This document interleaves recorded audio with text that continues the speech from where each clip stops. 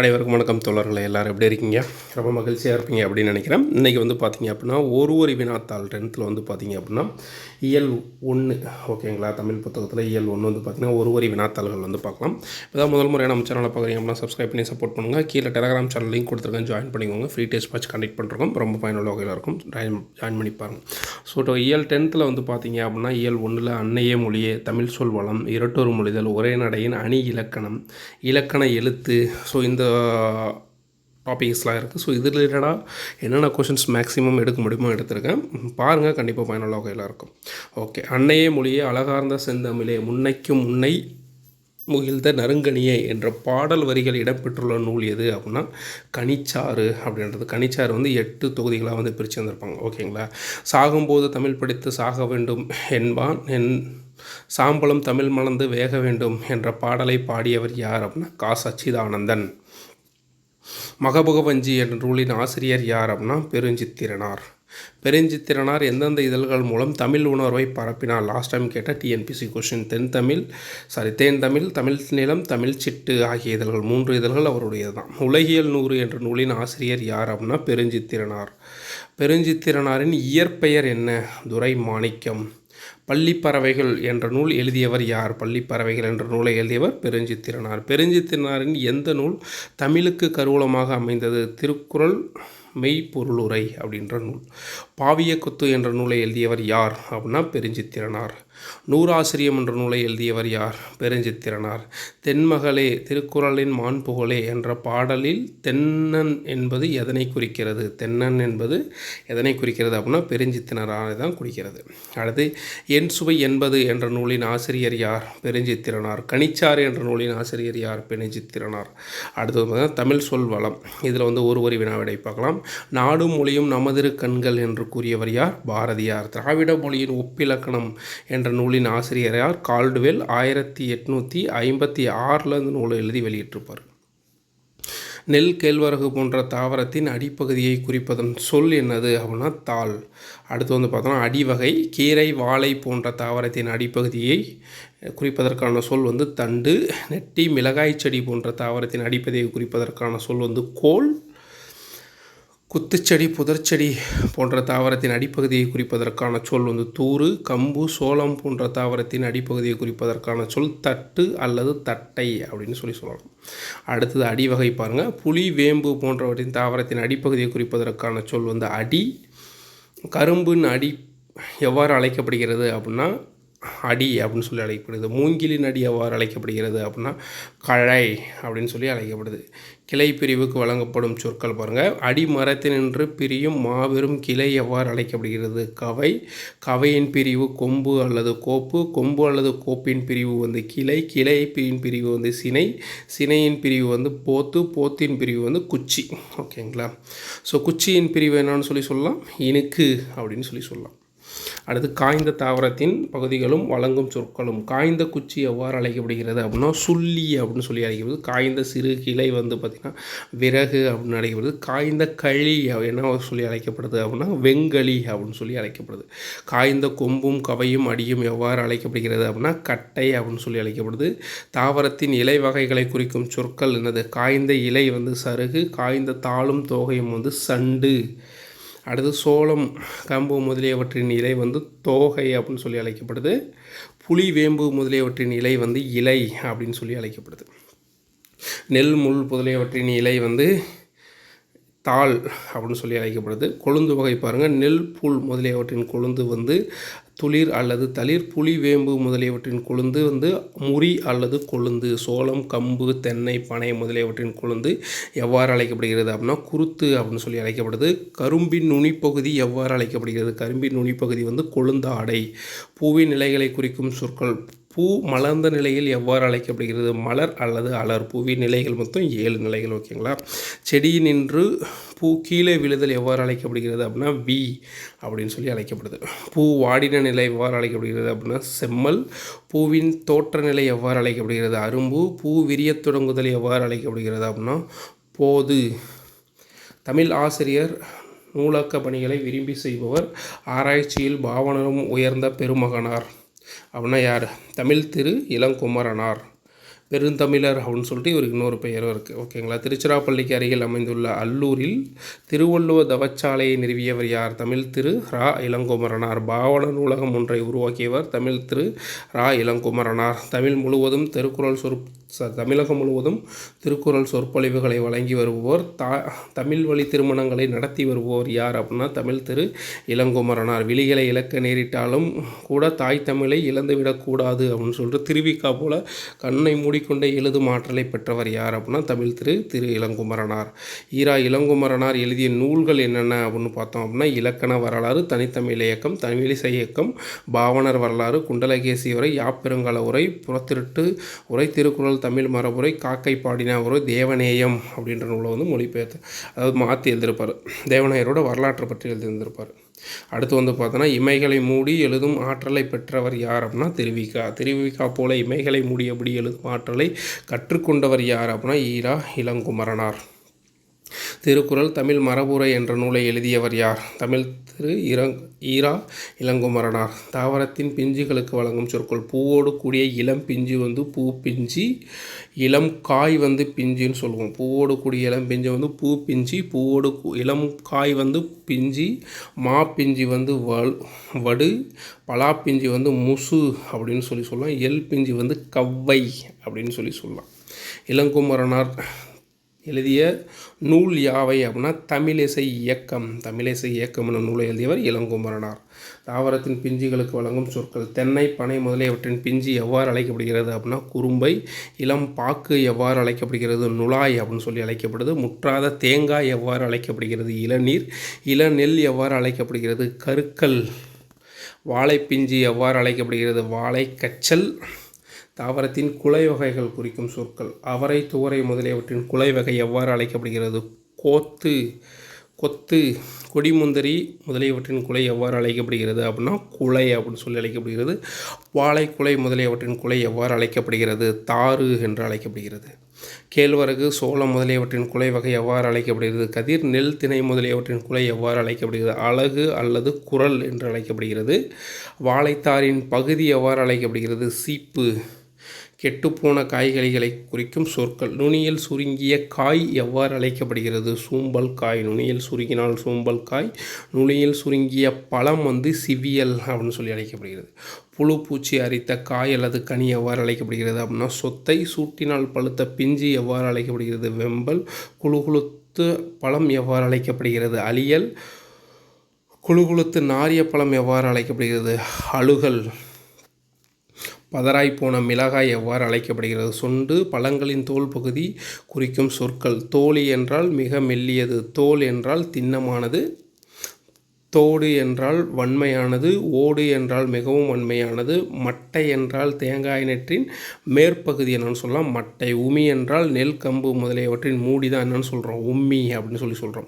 கொம்பை என்றால் வரகு, கேழ்வரகு முதலியவற்றின் அடி வந்து கொம்பை. தானியங்களுக்கு வழங்கும் சொற்களுக்கு என்னன்னு பார்க்கலாம். கூலம் என்றால் நெல், புல் முதலியவற்றின் தானியங்கள் கூலம். பயிறு என்றால் அவரை, உளுந்து முதலிய தானியங்களின் பெயர் பயிறு.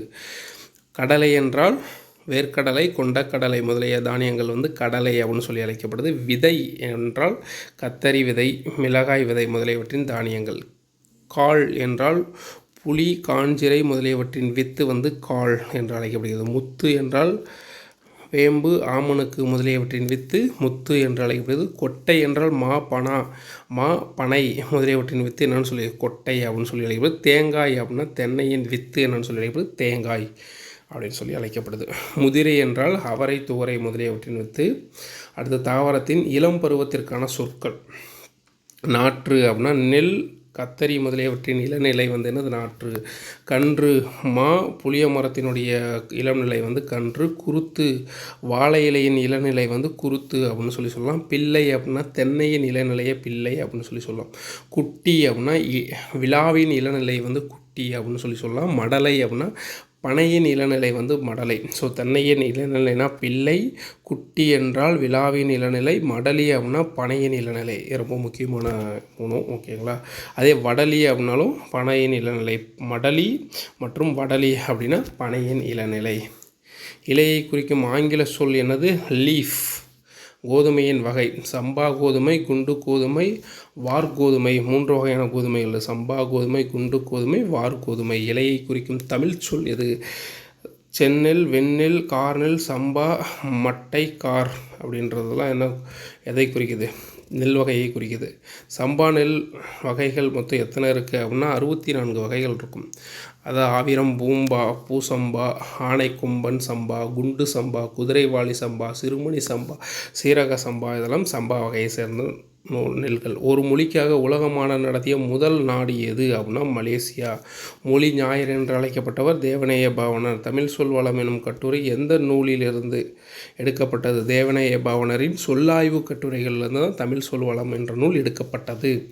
செந்தமிழ் சொற்பிறப்பியல் அகர முதலி திட்ட இயக்குநராக பணியாற்றியவர் யார் அப்படின்னா தேவநேய பாவனர். செந்தமிழ் சொற்பிறப்பியல் அகர முதலி திட்ட இயக்குநராக பணியாற்றியவர் தேவநேய பாவனர். உலக தமிழ் கழகத்தை நிறுவி அதன் தலைவராக இருந்தவர் யார் அப்படின்னா தேவநேய பாவனர். கடல் கடந்து முதலில் அச்சேரிய மொழி எது அப்படின்னா தமிழ் மொழி. போர்ச்சுகீசிய நாட்டின் தலைநகர் எது? லிசுபன். காடிலா. தமிழ்மொழி எந்த இதில் தமிழ்மொழி கடல் கடந்து அச்சேரிய மொழி தமிழ்மொழி இல்லையா? அதில் காடிலா எனும் நூலில் 1554 தமிழ்மொழி முதல்ல மொழிபெயர்க்கப்பட்டிருப்பாங்க. ரோமன் வரிவடியில் அச்சிடப்பட்ட காடிலா என்ற நூலின் மொழிபெயர் காடிலா டி லிங்கோ தமிழ் இ போர்ட்டிகோஸ் அப்படின்னு சொல்லி எழுதியிருப்பாங்க. காட்டினல் என்ற நூல் எந்த வண்ணங்களில் காட்டினல் என்ற நூல் எந்த வண்ணங்களில் மாறி மாறி நேர்த்தியாக அச்சிடப்பட்டது? கருப்பு, சிவப்பு வண்ணங்களில் தமிழ் மொழியில் அச்சிடப்பட்டது. இந்திய மொழிகளிலே மேலை நாட்டு எழுத்துருவில் முதலில் அச்சேரிய மொழி எது அப்படின்னா அது தமிழ் மொழி. சொல்லுதல் என்பதற்குரிய சொல் எது? சொல்லுதல் என்பதற்குரிய சொல் பேசுதல், விழித்தல், செப்புதல், உரைத்தல், கூறல், இயம்பல், மொழிதல் அப்படின்றது. இது எல்லாமே எதை அடிப்படையாக வருது? சொல்லுதல் என்பதற்கான இதில் தான் வருது. அடுத்து இரட்டூர் மொழிதல். முத்தமிழ் துய்ப்பதால் முச்சங்கம் கண்டதால் மொத்த வணிகலமும் மேவலால் நித்தம் என தொடங்கும் பாடலின் ஆசிரியர் யார் அப்படின்னா தமிழ் அழகனார். சந்தக்கவிமணி பாட்டிய இரட்டூர் மொழிதல் பாடலில் தமிழ் எதனுடன் ஒப்புமைப்படுத்தப்பட்டுள்ளது? ஆழினா கடலுடன் ஒப்புமைப்படுத்தப்பட்டுள்ளது. துய்ப்பது என்ற சொல்லின் பொருள் என்னது? கற்பது. மேவலல் என்பதன் பொருள் பொருத்துதல். துய்ப்பது என்பது கற்பது, மேவலல் என்பதன் பொருள் பொருத்துதல். 3 வகையான சங்குகள் வெண்சங்கு, பஞ்சான்யம், சஞ்சலம் அப்படின்றது சங்குகள். ஒரு சொல்லோ அல்லது ஒரு சொற்றோடோ இரு பொருள்பட அமைவது இரட்டூர் மொழிதல் அல்லது ஸ்லேடை என்று கூறப்படுகிறது. சந்தக்கவிமன் என்று குறிப்பிடுபவர் யார்? தமிழ் அழகனார். சந்தக்கவிமணி தமிழ் அழகனார். தமிழ் அழகனாரின் இயற்பெயர் சண்முக சுந்தரம். தமிழ் அழகனார் எத்தனை சிற்றிலக்கிய நூல்களை படைத்துள்ளார் அப்படின்னா 12 சிற்றிலக்கியங்கள். சிற்றிலக்கிய நூல்களின் வகை 96 வகை சிற்றிலக்கியங்கள் இருக்குது. அதில் 12 சிற்றிலக்கியங்களை இவர் படைத்திருப்பார். இரட்டூர் மொழிதல் பாடலில் முத்தமிழ் என்பது கடலுக்கு எவ்வாறு ஒப்புமைப்படுத்தி படுத்தப்பட்டுள்ளது? முத்தினை அமிழ்ந்து எடுத்தல் என்ற வகையில் ஒப்புமைப்படுத்தி பாடப்பட்டுள்ளது. இரட்டூர் மொழிதலில் பாடலில் முச்சங்கம் என்பது கடலுக்கு எவ்வாறு ஒப்புமைப்படுத்தும்? 3 வகையான சங்குகளை கடல் தருவதைப் போல தமிழும் 3 இயல் இசை நாடகம் என்ற 3 தமிழை கொண்டுள்ளது அப்படின்னு சொல்லி கூறப்படுது. தமிழ் மொழியில் மெத்த அணிகலன் என குறிப்பிடப்படும் நூல் ஐம்பெருங்காப்பியம். தமிழ் மொழியில் மெத்த அணிகலன் என குறிப்பிடும் நூல் எழுது ஐம்பெருங்காப்பியம். இரட்டூர் மொழிதல் பாடலில் மெத்த அணிகலன் என்பது கடலுக்கு எவ்வாறு ஒப்புமைப்படுத்தப்படுகிறது? மிகுதியான வணிக கப்பல்கள். இரட்டூர் மொழிதல் பாடலில் சங்கத்தவர் காக்க என்பது கடலுக்கு எவ்வாறு ஒப்புமைப்படுத்தப்படுகிறது? நீர்நிலையை தடுத்து நிறுத்தி சங்கினை காத்தல். காலையிலேயே மாலையும் விட்டது என சிலேடையாக கூறியவர் யார்? கீவா ஜெகநாதன். காலையிலேயே மாலையும் விட்டது என சிலேடையாக கூறியவர் யார்? கீவா ஜெகநாதன். அன்று அவர் கச்சேரியில் அவருடைய காதிலும் கம்மல், குரலிலும் கம்மல் என்று கூறியவர் இசை விமர்சகர் சுப்புடு. கி.ஆ.பொ. விஸ்வநாதன் பல் மருத்துவ நண்பரை பார்த்து எவ்வாறு அறிமுகம் செய்தார்? பல்துறை வித்தகர் என்று அறிமுகம் செய்தார். அடுத்து உரைநடையின் அணிகலன். உரைநடையின் அணிகலன் என்ற நூலின் ஆசிரியர் யார்? எழில் முதல்வன்.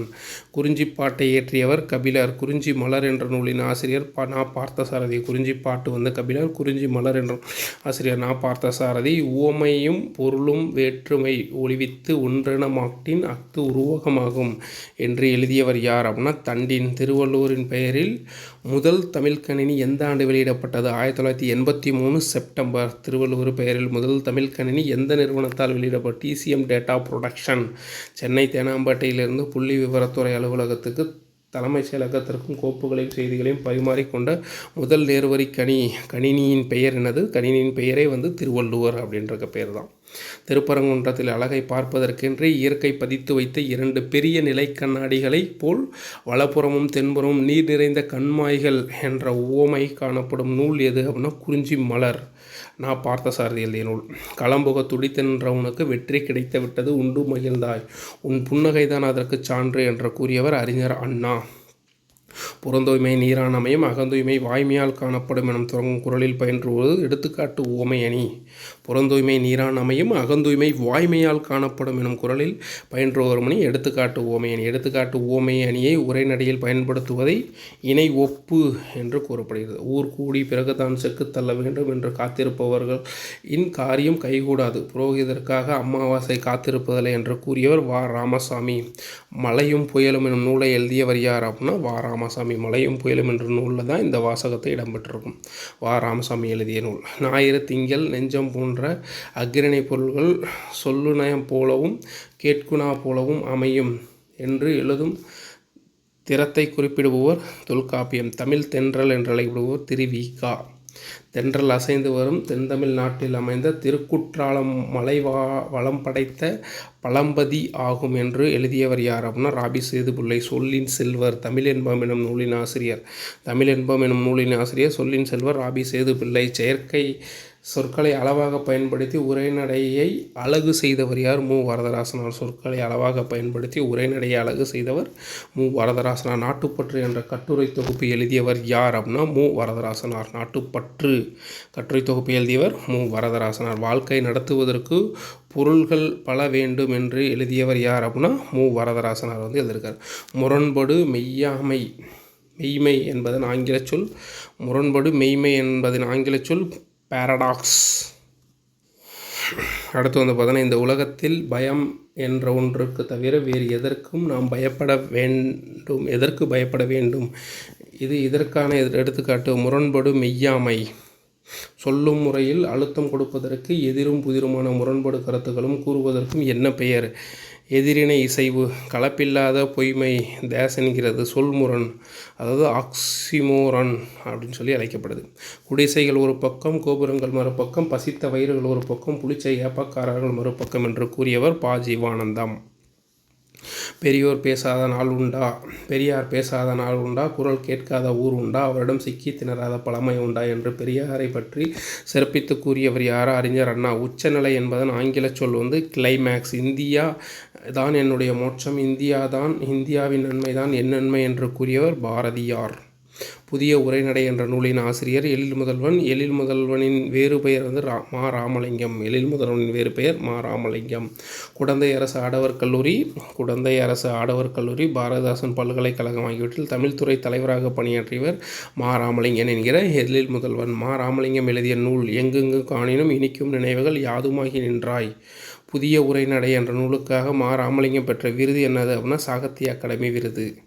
வாழையும் கமுகும் தாழ்குலை தொங்கும் மாவும் பலாவும் சூழெடுத்து ஓங்கி என்ற பாடல் இடம்பெற்றுள்ள நூல் சிலப்பதிகாரம். காடுகாத்தான் கதை அப்படின்ற கதையில் சிலப்பதிகாரத்தில் இடம்பெற்றிருக்கு. சிறுமலை என்ற ஊர் மாவட்டத்தில் உள்ளது அப்படின்னா சிறுமலை திண்டுக்கல் மாவட்டத்தில் உள்ளது. அடுத்து எழுத்து சொல்லிலக்கணம். சார்பெழுத்து 10 வகைப்படும். அளப்பெடுத்தல் என்பது நீண்டு ஒலித்தல். உயிரிழப்படை 3 வகைப்படும். உயிரிழப்படையின் வகைகள் செய்யுளிசை அளப்படை அப்படின்றது இன்னிசை அளப்படை அப்படின்னு சொல்லுவாங்க. இசை நிறை அளப்படை அப்படின்னு சொல்லுவாங்க. இன்னிசை அளப்படை, சொல்லிசை அளப்படை 3 வகைப்படும். செய்யுளில் ஓசை குறையும் போது அதை நிறைவு செய்ய நெட்டெழுத்துக்கள் அளப்பெடுத்தல் செய்யுளிசை அளப்படை. இசை நிறை அளப்படைக்கு எடுத்துக்காட்டு ஓதல் வேண்டாம். இசை நிறை அளப்படை தேசென அழைக்கப்படுவது அப்படின்னா செய்யுளிசை அளப்படை எனும் அழைக்கப்படுகிறது. செய்யுளில் ஓசை குறையாத இடத்துல இனிய ஓசைக்காக அளப்பெடுப்பது இன்னிசை அளப்படை. கொடுப்பதுவும் கெட்டார்க்கு சார்வாய் மற்றங்கி எடுப்பதுவும் எல்லாம் மலை. குறள்பாவில் பயின்றுள்ள அளப்படை என்ன அளப்படை? இன்னிசை அளப்படை. ஒரு பெயர் சொல் எச்ச சொல்லாக தெரிந்து அளப்பெடுப்பது சொல்லிசை அளப்படை. ஓரணை செய்ய உள்ளம் துணையாய் சென்றார் வாரணை செய்ய இன்னும் உளேனி. குறளில் பயின்றவர்கள் அளப்படை சொல்லிசை அளப்படை. நசை என்பதன் பொருள் விருப்பம். நசை என்பதன் பொருள் விருப்பம். ஒற்றளப்படையில் எத்தனை எழுத்துக்கள் அளப்பெடுக்கும் அப்படின்னா 11 எழுத்துக்கள் அளப்பெடுக்கும். ஒற்று என்பதன் பொருள் மெய் எழுத்து. ஆயுத எழுத்தையும் ஒற்று அப்படின்னு சொல்லி தான் சொல்லுவோம். ஒரு எழுத்து தனித்து பல எழுத்துக்கள் சேர்ந்தோ பொருள் தரும் வகையில் அமைவது தனிமொழி. ஒரு எழுத்து தனித்தோ பல மொழி சேர்ந்து அமைவது தனிமொழி அப்படின்னு சொல்லி அழைக்கப்படுது. மொழியின் 3 வகை அது தனிமொழி, தொடர்மொழி, பொதுமொழி. ஒரு மொழி ஒரு பொருளானவும் தொடர்மொழி பல பொருளானவும் இருமையும் ஏற்பன என்று கூறும் நூல் எனது நன்னூல். தனிமொழிக்கு எடுத்துக்காட்டு கண். ஒரு சொல் தனித்து நின்ற பொருளை தருவது தனிமொழி. 2 அல்லது அதற்கு மேற்பட்ட தனிமொழிகள் தொடர்ந்து பொருள் தருவது தொடர்மொழி. தொடர்மொழிக்கு எடுத்துக்காட்டு கண்ணன் படித்தான். ஒரு சொல் தனித்து நின்ற பொருளையும் அச்சொல்லை பிரிந்து சென்று வேறொரு பொருளையும் தந்து தனிமொழிக்கும் தொடர்மொழிக்கும் பொதுவாய் அமைவது தான் எனது பொதுமொழி எனப்படும். பொதுமொழிக்கு எடுத்துக்காட்டு 8 வேங்கை. ஒரு வினை அல்லது செயலை குறிக்கும் பெயர் ஆனது எண், இடம், காலம், பால் ஆகியவற்றை குறிக்கவும் வெளிப்படையாகவும் உணர்த்தாமல் வருவது எது அப்படின்னா தொழிற்பெயர். வினையடியுடன் விகுதி சேருவதால் உருவாகும் தொழிற்பெயர் விகுதி பெற்ற தொழிற்பெயர். படித்தல் என்ற தொழிற்பெயரில் வினையடி விகுதியை காண்க. வினையடி விகுதி படி. வாழ்க்கை என்ற தொழிற்பெயரில் வினையடி விகுதி வாழ். ஆளல் என்ற தொழிற்பெயரில் வினையடி விகுதியை காண் ஆள். எதிர்மறை தொழிற்பெயருக்கு எடுத்துக்காட்டு தருக நடவாமை. விகுதி பெறாமல் வினை பகுதியே தொழிற்பெயராவது முதல்நிலை தொழிற்பெயர். முதல்நிலை தொழிற்பெயருக்கு எடுத்துக்காட்டு தட்டு, அடி, உரை. விகுதி பெறாமல் முதல்நிலை திரிந்து வரும் தொழிற்பெயர் முதல்நிலை திரிந்த தொழிற்பெயர். கெடு என்பதன் முதல்நிலை தெரிதல் கேடு. ஒரு வினைமுற்று பெயரின் தன்மையை அடைத்து வேற்றுமை உருவு ஏற்றும் ஏற்காமலும் வேறொரு பயனிலையை கொண்டு முடிவது வினையலனையும் பெயர். வினையலனையும் பெயர் எந்த இடங்களில் வரும்? தன்மை, முன்னிலை, படர்க்கை ஆகிய இடங்களில் வரும் வினையலனையும் பெயர். வினையலனையும் பெயர் எந்த காலங்களில் 3 காலங்களிலும் வரும். அதாவது இறந்த காலம், நிகழ்காலம், எதிர்காலம். வினையலனையும் பெயருக்கு எடுத்துக்காட்டு தருக பொறுத்தார் பூமி ஆழ்வார். மெத்த வணிகலன் என்னும் தொடரில் தமிழழகனார் குறிப்பிடுவது வணிக கப்பலும் 50 காப்பியங்களும். காய்ந்த இலைகள் காய்ந்த தோகையும் நிலத்துக்கு நல்ல உரங்கள். இதில் அடிக்கோடிட்ட பகுதி குறிப்பிடுவது சருகு, சண்டு. எந்தமிழ்னா என்பதை பிரித்தெழுதால் எம் ப்ளஸ் தமிழ் ப்ளஸ் நா. எந்தமிழ்னா அப்படின்னா எம் ப்ளஸ் தமிழ் ப்ளஸ் நா அப்படின்னு சொல்லி பிரித்தெழுத முடியும். கேட்டவர் மகிழ பாடிய பாடல் இது தொடரில் இடம்பெற்றுள்ள தொழிற்பெயர் வினையலனையும் பெயரையும் முறையே பாடல், கேட்டவர். ஸோ இதில் தொழிற்பெயர் அப்படின்னா பாடல், வினையலனையும் பெயர் கேட்டவர். வேர்க்கடலை, மிளகாய் விதை, மாங்கொட்டை ஆகியவற்றை குறிக்கும் பயிர் வகை மணி வகை. மரமது மரத்தில் ஏறி என்ற பாடலின் ஆசிரியர் சுந்தர கவிராயர். தேனிலே ஊறிய செந்தமிழின் சுவைதோறும் சிலப்பதிகாரம் அதை என்ற பாடலின் ஆசிரியர் கவிமணி தேசிய விநாயகனார். தேனிலே ஊறிய செந்தமிழன் சுவைதோறும் சிலப்பதிகாரம் அதை பாடலின் ஆசிரியர் கவிமணி தேசிய விநாயகனார். தேனினும் இனியனர் செந்தமிழ் மொழியே தென்னாடு வழங்குற திகழ்ந்தேன் மொழியே என்ற பாடல் ஆசிரியர் கா. நமச்சிவாயர். வொவல் என்பதன் தமிழ் சொல் உயிரெழுத்து. கான்சோனன்ட் என்பதன் தமிழ் சொல் மெய்யெழுத்து. ஹோமோகிராஃப் என்பதன் தமிழ் சொல் ஒப்பெழுத்து. மோனோலாஜிக்கல் என்பதன் தமிழ் சொல் ஒரு மொழி. கான்வர்சேஷன் அப்படின்னா உரையாடல். டிஸ்கஷன் அப்படின்னா கலந்துரையாடல். நாம் ஏன் தமிழ் காக்க வேண்டும் என்ற நூலின் ஆசிரியர் சேதுமணியன். நாம் ஏன் தமிழ் காக்க வேண்டும் என்ற நூலின் ஆசிரியர் சேதுமணியன். தவறின்றி தமிழ் எழுதுவோம் என்ற நூலின் ஆசிரியர் மா. நன்னன். பச்சை நிழல் என்ற நூலின் ஆசிரியர் உதயசங்கர். ஓகே நண்பர்களே, இந்த ஒரு வினாக்கள் உங்களுக்கு பயனுள்ள வகையில் இருந்திருக்கும் அப்படின்னு நினைக்கிறேன். வீடியோ பிடிச்சிருந்தால் லைக் பண்ணி சப்ஸ்கிரைப் பண்ணி சப்போர்ட் பண்ணுங்கள். நன்றி நண்பர்களே, பாய்.